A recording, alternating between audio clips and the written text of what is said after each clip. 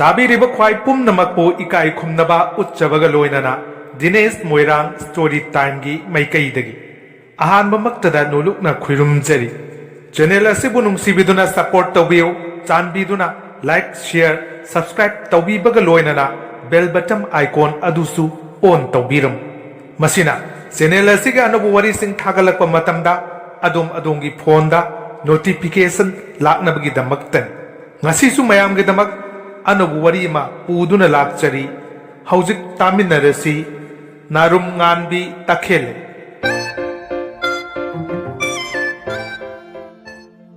इमुंगदा jersey लोली बेमा बेमा इमुंगदगी ओ तारे तारे मातनी नैतोम ताबगे अचिकपसी हेक मांगन बीरिबा लैकागी मनमसिंग थोकपनी करंबा लैबक्सी तिनरुदुना असुक लोंदिनरिबा इनम बेमा काखत पिरो नते नंगमुना सांगम दबरो कैसु तौदेदा मंगोलदा लैरिबा लीगी चौक्रीदुदा फम्मिनै मसागी फिजी फिना लोइसिल्लगा मखा तारै हक्सांगम दबा मानबरा होइने इमादी अंगांग खैदी उदेना इमादी सोरा चटखी अंगांग सिंगना स्कूल कॉलेज ता इचिक हेक्सी इदा सोरमा फुइनो हुंदोई इबेमा हाइबदगी हेंदना ममिंग फावबा नोमता कौरखिद्रिबा मनमन माबोदी ओंथोकना लूना तौबीख्रे इमुंग मनुंगी अवा नुंगागी वरी कया कयाना तयांग ता सोइरबा मागी पुकनिंगबु हेक फाथबीरी ngasisu lakli wari kaya sarari khangde da inam bema nomala i nini leirami humni da satki manamagi pakhum oina mana khumi e apangbi nangbu yauna satpa yadro mana di kuiroi haiduna yumda ima pabungisu khara khanbra aisu lake karam hairuni adu oirbasu madu yabrane tha kaya bu pharabage nakhoi ani laiminari sibu nasana han मासु ज्ञान तामन खिद्रेदा ऐसिबु इयत लबरा खंद्रे हेरा करिसु खलुनुदा नमदुन लुहोंबदी नतेदना सिंगलेमना हाइना सिंगनादुना यामना साउना होंगलिबनी मानबु करी खनबा मानबगेने लैदना वगांग संगांग सौंग सदादा मागे सतमदु उरगा मनम मना हाइरकपनी खंगदेदा इनमा मासु ऐसु पंगलै मारै मापुकनिंगददी खंजै करिगी नुंसीदनी अइनदी नुंसीरगा चंदेनदा हाइब्रा चटखिबदुबु था कया वालिबा हंदकना अरोइबनी ए कुइद्रेदना अदुदि मीना करिबु nganगना बगेने नम्मा खंगदे हे ngangnai हाइब्रने करिसु खलुनुदा मथोंग साखिद्रबनी लाकपगा नखुत चन्ननबा होनाव तुमिन लै ममित्ता संसंग उइ सुटकेस अमा पाइरगा पैरप चंगलकपा सक्तमदु फरे आइसु चटलगे लंगदुदि यारनीदना ओंथोकनबु चावख्रे कोमबु कोमदुना कदाइ दैनो इबेमा अंगांग ने हाइजबतनी समूगुमी नंगना खुदांग अमा मतेंग पांगबिरकलिबसी नुंगाइरे लंगदु कोनद्रगा हाइरओ चले चले आई सुम लेहौरगे इनम बेमा ओ यारे यारे लेहौरो कोंथोंगलाना चटखिबदु येंगदुना लेहौई मपुकनिंगदा खनजबदगी हेंदोक्तुना मसिनबान थोकना मपुरोइबगी मरमदा वरी हेक सानबा फंगजबसिदी मसादु नुंगाइबना कौथोक्सै हंजिन हंजिना सानबो ओइरबसु इनौ तनवी इनुंग तनुंगाय अदुगा अंगावबिगु मचिनबान थोकना वरी सानै मपुरोइबगा मथंता मसिबु युम्बान नौरिबसिंगी हौनबिरा मखुत्ता पाइरिबा लोलिबा जर्सीदु लीगी चौक्रीदा थनमलगा मागी कादा चंगलई पदार हाइदोरकपदा मिच्चाने मपुरोइबगी सक्तमगा मोमोन नोक्तुना संगसिल्ली करिगी साउना येंगलिबनो मपुरोइबगी फोटो अदुदा हंगी आइसिबु यामना हाइनद्रबरा मरम लैत्रबसु मरम लैबा मानबा खोंथांग नुपा अमगी गब गब थांगबा खोंथांग असावबा सौरुंगनबा सक्तम थमोय चेतपा मी अमगी मातौ अदुमकनी लुहोंगबा नुमितकी अहिंगदुदसु हंगलक्खी ngasi मफम असिदा लाक्लिबसी कनागुमा अमगी अनुताप्ति पोरक्तेको इकाइना खुमलई अदुगा यामना वाना हंगलई सोमदी अनुताप्ति लैते नुंसीरुबगी वाय अवाबा असिसु अदोम द लैते को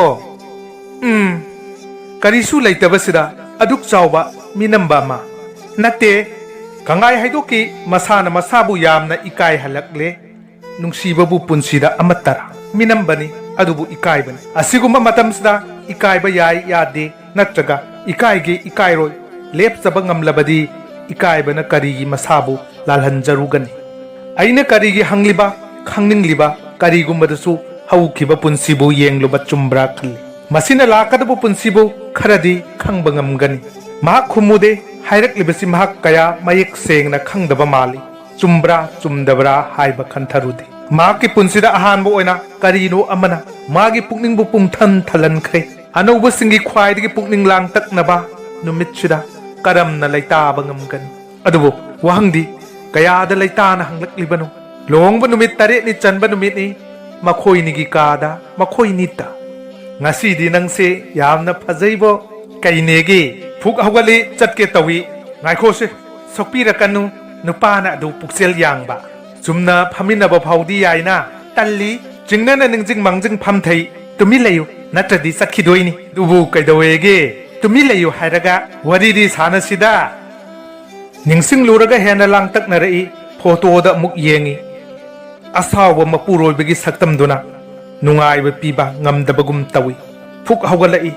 khangning ningsing lakpagum upu tamna changki so hangtuk laga album amadagi mapuroi bagi photo ama lauthorei kuirabani ukhibadi mapuroi bagi mamangda thetpa ikai duna leirambani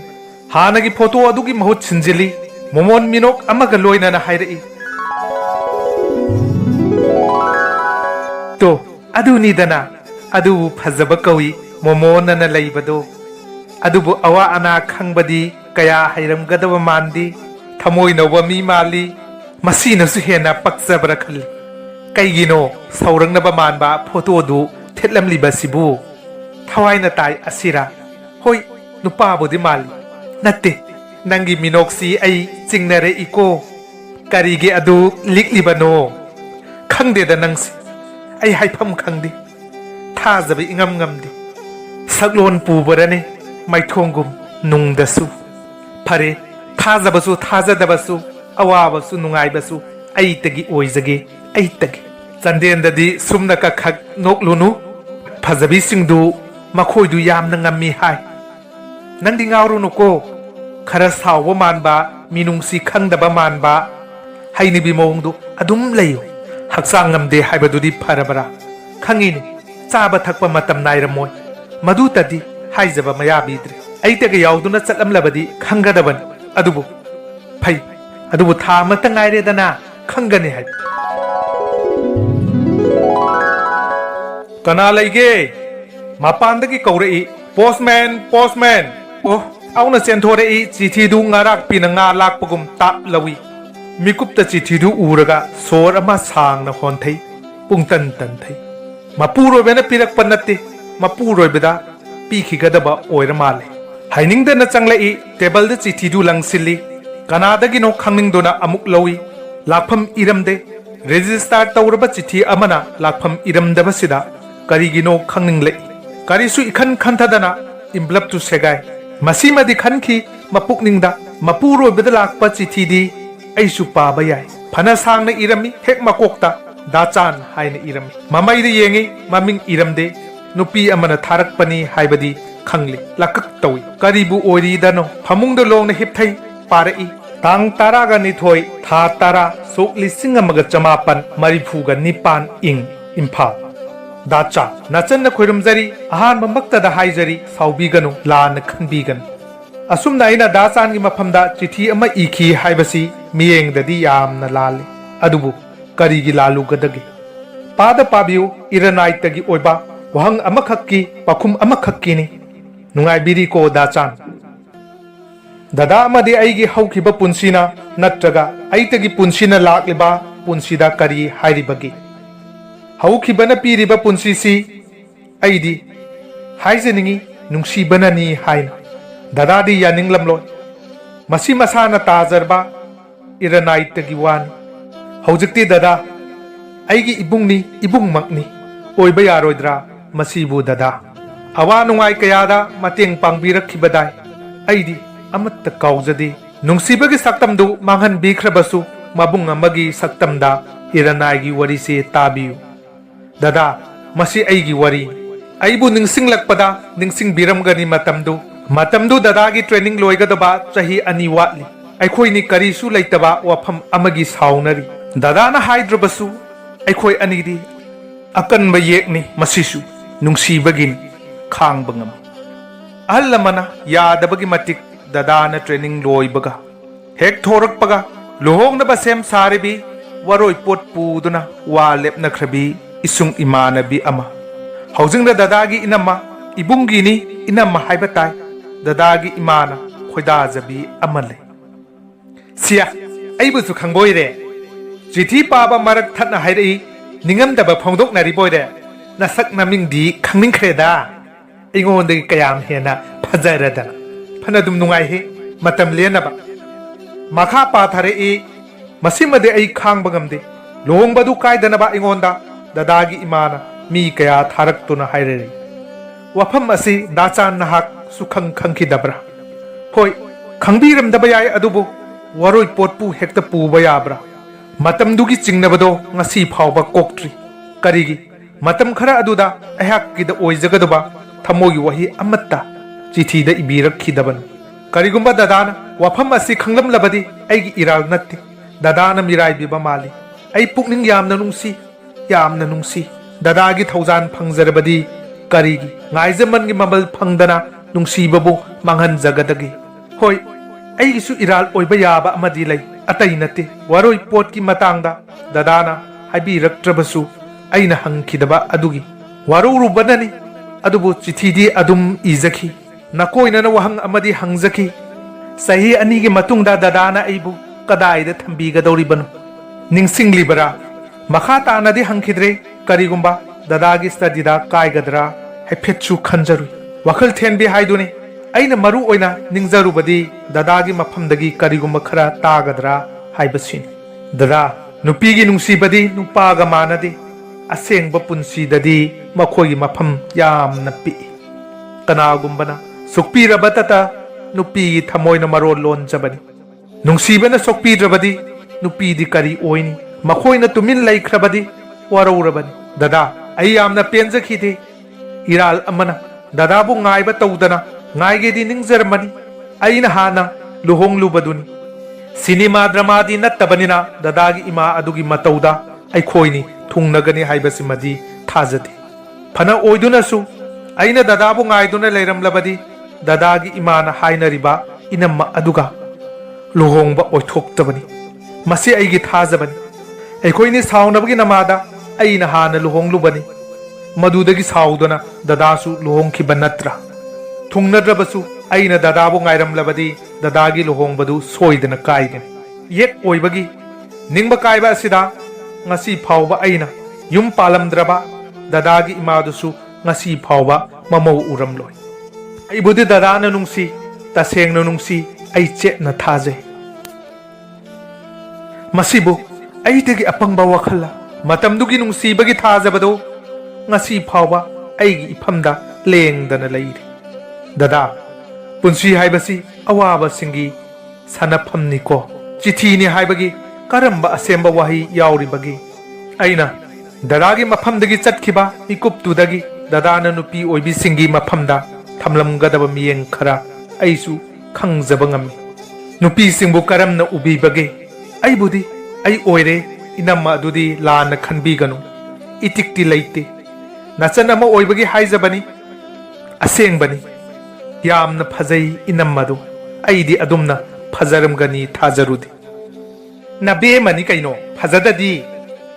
adubu gab gab thangba khongthang amaga saurungnaba saktam amaga sauramdabu diyai bunna uja hui noma nungaitaba poi kaigino khangdi dada khakta oiraboi ninglui adugadi inammasu yauram yamna wan dadagi tung inbado inammana yengbada nungaijadi is adusu uriboire ikaigedi haidadan numittuda ahanbu oina inammani khangjai inammabu dadagi khongthangdu khara thumalli dadagi bodi mahousani adubu nungaiti itikti natteko nachan ama oina haijabani karigumba phaminnaba chaminnabada hairuba oirabadi nungsibagini khangde saunningbagini khangde kin amadi charamgani dachangi kin ningsingjari haktengnana phangjadabagi watani chainadi kaujadri chithi sigi aroibu oina yetpa ningsingba ngambibra nang aitagi matam singdu dachan nang aigi nungsibadu supnatagi maming tara aigi punsida dachan ahan bani aduga maduda phangkiba pukningi maning tambaduna ꯑꯩꯒꯤ ꯄꯨꯟꯁꯤꯒꯤ ꯑꯔꯣꯏꯕꯅꯤ ꯃꯍꯥꯛ ꯄꯥꯕ ꯑꯃꯨꯛ ꯂꯦꯞꯄꯤ ꯅꯤꯡꯁꯤꯡꯂꯛꯏ ꯃꯥꯁꯨ ꯃꯇꯝ ꯑꯃꯒꯤ ꯃꯪꯂꯥꯟꯒꯤ ꯈꯣꯡꯂꯣꯏ ꯏꯕꯣꯆꯧꯕꯕꯨ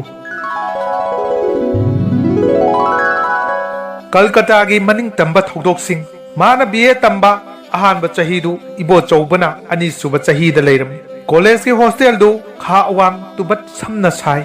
ꯒꯥꯔꯜꯁꯀꯤꯅ ꯃꯃꯥꯡ ꯕꯣꯏꯁꯀꯤꯅ ꯃꯅꯤꯡ ꯐꯨꯠ 150ꯃꯨꯛ ꯂꯥꯞꯅꯔꯝꯒꯅꯤ ꯃꯇꯝꯗꯨꯗ ꯃꯥꯅ ꯋꯥꯔꯤꯕꯁꯤ ꯏꯕꯣꯆꯧꯕꯅ ꯃꯤꯡꯁꯦꯜꯅ ꯃꯃꯤꯠ ꯊꯛꯍꯟꯗꯨꯅ ꯂꯛꯅꯔꯛꯄ ꯑꯗꯨꯅꯤ ꯂꯥꯏꯕꯛꯅ ꯊꯤꯔꯤꯕꯁꯨ ꯃꯤꯡꯁꯦꯜꯒꯤ ꯊꯣꯡꯅꯥꯎꯅꯤ ꯄꯥꯗꯥꯔꯅ ꯈꯟꯖꯤꯟꯖꯔꯕꯁꯨ ꯄꯥꯗꯥꯔ ꯐꯥꯎꯅ ꯇꯥꯔꯛꯄ ꯃꯤꯡꯁꯦꯜꯒꯤ ꯃꯉꯥꯜꯅ ꯈꯣꯏꯗꯧꯗꯤ ꯑꯗꯨꯝ ꯁꯤꯛꯍꯜꯂꯦ ꯃꯤꯡꯁꯦꯜꯒꯤ ꯃꯉꯥꯜꯅ ꯌꯧꯕ ꯃꯐꯝꯗꯨ ꯐꯥꯎ ꯃꯥꯕꯨ ꯂꯩꯔꯕꯗꯤ ꯏꯕꯣꯆꯧꯕ ꯂꯦꯝꯅ ꯈꯛ ꯊꯥꯗꯦ ꯅꯣꯡꯃ ꯏꯕꯣꯆꯧꯕꯅ ꯀꯌꯥ ꯀꯨꯏꯅ ꯃꯤꯡꯁꯦꯜ ꯄꯥꯏꯕ ꯉꯝꯕꯒꯦ ꯍꯥꯏꯅ ꯃꯥꯁꯨ ꯆꯥꯡꯌꯦꯡ ꯑꯃ ꯇꯧꯏ ꯄꯥꯗꯥꯔ ꯍꯥꯏꯒꯠꯇꯨꯅ ꯊꯝꯃꯤ ꯑꯁꯨꯝꯅ ꯐꯅ ꯀꯨꯏꯅ ꯐꯛꯂꯥꯡꯗ ꯉꯥꯗꯨꯅ ꯃꯤꯡꯁꯦꯜꯒꯤ ꯃꯉꯥꯜ ꯃꯨꯠꯄ ꯉꯥꯏꯔꯤꯉꯩꯗ ꯏꯕꯣꯆꯧꯕꯅ ꯍꯣꯁꯇꯦꯜꯒꯤ ꯂꯝꯕꯤꯗꯒꯤ ꯂꯛꯅꯔꯛꯏ ꯍꯟꯅ ꯌꯦꯡꯊꯣꯛꯂꯨꯕꯗ ꯇꯦꯕꯜꯗ ꯉꯥꯁꯤꯟꯗꯨꯅ ꯃꯤꯡꯁꯦꯜ ꯉꯥꯛꯇ ꯂꯩꯔꯝꯕ ꯃꯁꯥꯒꯤ ꯑꯄꯪꯕ ꯃꯇꯧꯗ ꯀꯌꯥꯗ ꯏꯀꯥꯏꯍꯜꯂꯕ ꯅꯨꯃꯤꯠꯁꯤꯗꯒꯤꯗꯤ ꯏꯕꯣꯆꯧꯕꯗ ꯂꯃꯟ ꯁꯤꯡꯅꯤꯡꯗꯨꯅ ꯂꯩꯈꯤꯕ ꯏꯕꯣꯆꯧꯕꯒꯤ ꯊꯛꯇꯣꯔꯛꯄ ꯃꯤꯡꯁꯦꯜꯒꯤ ꯃꯉꯥꯜꯗ ꯃꯥꯁꯨ ꯃꯤꯡꯁꯦꯜ ꯑꯃ ꯄꯥꯏꯔꯒ ꯏꯕꯣꯆꯧꯕꯕꯨ ꯂꯛꯅꯕ ꯍꯧꯈ꯭ꯔꯦ ꯃꯤꯡꯁꯦꯜꯒꯤ ꯊꯧꯗꯣꯛ ꯏꯀꯨꯏ ꯀꯨꯏꯈꯤꯗꯦ ꯊꯃꯣꯏꯅ ꯊꯃꯣꯏꯗ ꯅꯨꯡꯁꯤꯕꯒꯤ ꯄꯥꯎꯗꯝ ꯐꯣꯡꯗꯣꯛꯅꯕ ꯑꯣꯏꯈꯤ ꯃꯤꯡꯁꯦꯜꯒꯤ ꯃꯉꯥꯜ ꯑꯁꯤꯅ ꯃꯥꯒꯤ ꯇꯨꯝꯂꯤꯕ ꯊꯃꯣꯏꯕꯨ ꯑꯍꯥꯟꯕ ꯑꯣꯏꯅ ꯃꯤꯀꯞ ꯊꯣꯛꯍꯟꯈꯤ ꯃꯔꯛ ꯃꯔꯛꯇ ꯃꯉꯥꯜꯅ ꯃꯉꯥꯜꯕꯨ ꯀꯧꯈꯤ ꯀꯜꯀꯇꯥ ꯍꯦꯛ ꯌꯧꯔꯛꯄꯗ ꯅꯤꯡꯁꯤꯡꯕ ꯅꯠꯇꯅ ꯀꯥꯎꯕ ꯉꯝꯂꯔꯣꯏꯗꯕ ꯊꯧꯗꯣꯛ ꯑꯃꯅ ꯂꯥꯁ ꯁꯣ ꯌꯦꯡꯂꯨꯕꯒꯤ ꯅꯨꯃꯤꯠ ꯑꯗꯨꯅꯤ ꯒꯦꯠ ꯍꯥꯡꯇꯣꯛꯎ ꯌꯥꯗꯗꯨꯅ ꯒꯥꯔꯜꯁ ꯍꯣꯁꯇꯦꯜꯒꯤ ꯆꯧꯀꯤꯗꯥꯔꯒ ꯂꯥꯎꯅꯈꯤꯕ ꯆꯩꯅꯈꯤꯕ ꯅꯤꯡꯁꯤꯡꯂꯨꯔꯒ ꯏꯀꯥꯏꯖꯔꯛꯏ ꯉꯥꯡꯅꯕ ꯌꯥꯕ ꯉꯥꯡꯅꯔꯒ इकाई हंगोइनरबा मतमदा चौकीदार मोमो नोकलगा गेट हांगदोखिबा नुमिदांग असिदगिनी मखोय अनि हेक थेंगनबदा हस्बैंड एंड वाइफ हाइना लक्नखिबदु नुमित्तु महाक मिट कगला अमत उशिंदना मिंगसेल खांखी इबो चौबदी खंगदे मादी तुमखिदे लास्ट सोदी अमुक हन्ना येंखिदरे हाइबबु चौकीदारना लक्नबदी तोखिदे कहा है तुम्हारा साजन कहा है तुम्हारा साजनी अमन नत्रगा अमा थेंगनबदा अमदि महाइरे हेना हेना हापकलई थौदोक वाथोक कया मथंग मथंग हराउबा नुंगाइबना थल्लबा चहीदोना लोइख्रबदा इबो चौबसु बीए लोइख्रे अमुक हन्ना मिंगसेलगी मंगालदु उबा फंखिद्रे तिन्नबगी नुंगाइबा कया अचिकपगी अवाबना कुपसिनखिबनी हेना वारिबदी इबो चौबगी मवा मपाव अमता ताखिदबा अदुगिनी ओक्सगदबा मिंगसेलगी मंगाल मागी थमोगी थोंगदा ताद्रे करमना नुंसीबा मकादा नुंसीबगी मंगालसी योहल्लुगदगी सागच्चरुबा मंगलान फुरा तपना तपना निंखाई रखी नकना कयादा तामलबनो मसी ओरे नुपासिंगी नुंसीबा थाजरुबा अपंगबा वखलना मैसा लांगजरी मंगलानगुम लाकलमलगा मंगलानगुम हनखिदुना करीगी असुक नुंसी हैतना मिनमबिरमलिबनो कनादनो हंगलिबा वहंगसिबु पुंसीदरा असिगुम्बा थाजबा कया मांगलबा पुंसीसु लैतबरा तसेंगना मंग ओइरमलबदी मंगलानगी खोंगलोय अमगिदमक पेंदबगी पी सिंथरमलो अदुबु चौकीदारदी लक्नब तोक्ते कहा है तुम्हारा साजन असुमना चौकीदारना तत्तना हंगलमगनी हाइबसी इबो चौबना खंगबिरमगदरा करीगुम्बा हौजिकसु मखोय अनिबु थेंगनरगा चौकीदारना निंगसिंगबा थोकलबदी मोमो नोक्तना वही सिंगदु हाइदुना लक्नबसु यारे अइबु माना मिराय बिरमबनीको मथंद सोनजई चिठीदु मसेन मरांग उरई ओइगी मखुना तारकलिबा मपीदु तैथोई पुंसी अमगी हौख्रबा थौदोकसिंगदु मपोक अमदा थोखिबगुम लाक्लिबा पुंसीगा मरी लैनदे खनबा मिसक्तु महाक्ति नत्ते थाजबा मांख्रबसु मसागी पुंसीबुदी मसाना खक मिनमजदे थाजबगी अपुनबा पुंसी अमा तेलबसु तेना मागी पुंसीदसु लाक्कन माना चेना थाजै ngahak mamit usinduना लैरुरगा अमुक पारे संगमनबा यादना फंख्रबा अइगी पुंसीगी अरोइबा पुकनिंगी निंगतंबदु कनादगी फंखिबगी अमुक पंजररोय निंगसिंगबियु असेंगबा नुंगसिबा उतननबगी दमक लुहोंखिदे हाइबदा ngaइखिबनी दादाना हाइबदा अइना याखिदबा करी लैखिबगेनि महाक खंगबिदना mahak hek mahairi aigi ipuroiba dadagidi inaw gumbani inaw hek haibiu nanaw doctor du mana aibu jingnabagi wahang khara hanglai phibam asida dada budi mahak na khangdi adubu maramdi dadaga aigigi maridani isam chamna jingnaba yaudana mari adu khangna leiba pambagi mawongni adubu masida thamoi senglubagi nungaibadubu karino haukiba punsina karemna biri aibu aisu nupini iranai punsi aigi leiti adubu ngasigi punsi piriba thaudoksin adubu iranai oiba tarabra karigino iranai punsi oiraga aigi nupana karigi khangninglibano iranai gi punsi dubu dada thungnaba kainabada nungsiba loirabra mana hai aina nangbu nungsiduna lobani adubu karigi uhang asi aina hanglibano masida lana khangadaba natte nangna tumin leiraga jingnariba pukningsi hena wagan hojikti nang aigi punsi nangini nangina aigini aibu nangini khanba ngamdrabasu nangbu aigini khanjariba aibudi thajaba manghandaba phai masi masu mana hai jingnaba ikaibado sakhangdaba magi mafamdani masi natana karisu leiti inkhallakpagi mahusada nangna landaba oiramlabadi hangliba aina hena lalabani lalugodoriba asisu nungsibi nangi nafamdani nungsibadabu aranba leibra aidi nangbu nungsi asumna aigi pukning budi themjinbi ma masagi angawba kayasu hairai magi warida hangoiba kaya yawi aduga nupi aigi warida mahakti hena hangoiroidra karamna mana penbi gadoribano mana hairibadubu oiba yagadrane jingnarabadi jingnaro aibu chatlo hairibra kari hairibano ai madu khangning hayu dada magi wahangsida kari yauribage dadadi nupani khangbiramgani dasangi mafamdasu asumna thoklabadi ngakpiba ngamgadra ai haifam khangdi ai khanfam khangdi sumnatagi nupigi romantic oiba asina loirabara thamogi mafam irei leitabara ngasigi punsi asi mamangaida dada amadi aina nomata ningsingkhida male ningsing lurabasu thausarude lakadabu punsibu khangba kanale khangludaba asina aibu wakhal thenbi ohenbata nattana mi amagi mafam phawa lehendra male masi nupi singini aduga nupadadi dadana aigi punsigi lakadabu singdubu ubibe yaukhrabra haijaningbadi ai isamak irang pubini haiba yaningdi ai dadabu nungsiki nungsiri isabu chaijaduna isagi nungsiba minamjaba ai pamde afa phatta khangnaba nupa nupi animakki wakhal lei mioiba ama oibagi asoibasu aikhoinigi lei pithribi sati oiningdaba nupi leiramgadra dadada haijaningba ama lei madudi dadana aibu loina bikhibadu mi oinara natraga phajaba lei ama oinara lana khanbiganu nupigi asengba saktam mama khangjaningduna haijaban ai isana isabu sak khangjadri isabu yamna chingnajai khangjai lei amabu phajai haiduna hekta manam namlugadaba napada jilugadaba natti dadagi wahi ningsingjari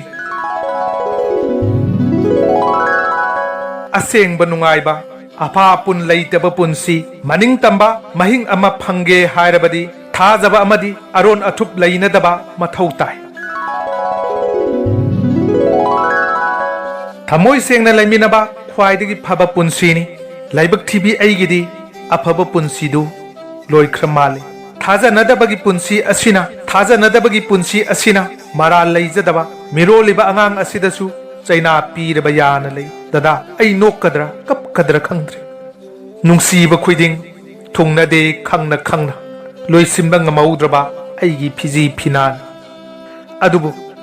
nungsibani dadagi mafamdagi phangliba nungsibagi mamal asida ai kanadasu warauzati ai mamangdasu haijakhre dada aigi ibungni phangliba asi iranai tagi dadagi mafamdasu asigumba iranai punsi asi lairamgani adubu laibak phabana dadana nupa oikhibana adugumba dadagi iranai awaba nungaibadu kanagi punsida soklamloi dadagi punsi nungda adum lairamgani kananasu hangoi biramloi aigi maramda inammana hekhoinigi haugiba punsigi maramda uhang amata hangbiramloi inammagi mafamdagi thamoi sokpa wahi amata tabiramloi tadabasu oisanu karida khenaribano dadaga iga supnatagi नुपा अमसुंग नुपीगी वादा ngai adubu aigidi thamoi panba miyoiba ama oibana nupi ama oirubagi haunasa iranagi punsi leiba yadabana dada amadi aigi mamangagi tawdoksingdu ipuroibagi mafamda amatta khaktana lijaba tare dachan kanano kari oiri haiba phawa panjaba tare masigidamak ayaba lawjari pinabiu aduga phangpham thokpa haibadudi hangjaroroi maduna aigi laibakini aduga masimadi khanbiu karino aigi haukiba punsina lakliba punsida piraribasi haibasini masini nachangi wahang ama aduga pakumsu ama masi dasangi mafamda iranai oiba aroiba wahangni numidangi pung 12 hele dadadi nungai na pothabiram lagani nanaududi haujik phawa laktri karisu jingnabiganu made asumna he hek sidagi hena thengbasu yawi pothabiu dada nungai na pothabiu aidi mahak lakpa ngai jakhigi sawinu dada loijarage khoiramjari nahaki nungsiraba nachal ama chithi tapna thamki monda mamai laisilaga hikna kablai mikup kharagi tungda phaklang garina ahumlak yairei nungthilgi pung ahum tare hainingdana haugalai masadu thiba phangdana manglubagum tawi ichok chok thai sorama sangna hontharaga masammana punsillaga haugalai momo nok leba mapurobi photo duda sangchit yengi gari khalakpano photo do tap paikhatli upu manungda thamki chithi du su section na thamki hanagi photo du mafam ikai dana thammi ngahak yenglamlaga mingsel da mamai laisilai mamai mamit yengi ibo chawba haiphet ningsinglai laikai gi manau sing machal sing school college kumnarakle mapurobi photo du da phalap yenglamlaga khongthang lumna mapan da thorakli ligi chauki du da laita na phamthai lon baloi silaklaba jersey du yenglaga sor ama phuin hundoi tapna lon bahawi kwai pum na mapu amuka hanna Dinesh Moirang story time gi maikaidagi narungan bi takhele haina mingthon ba wari asibu howdagi loiba phawba tabi bagi damak ikai khumnaba utchai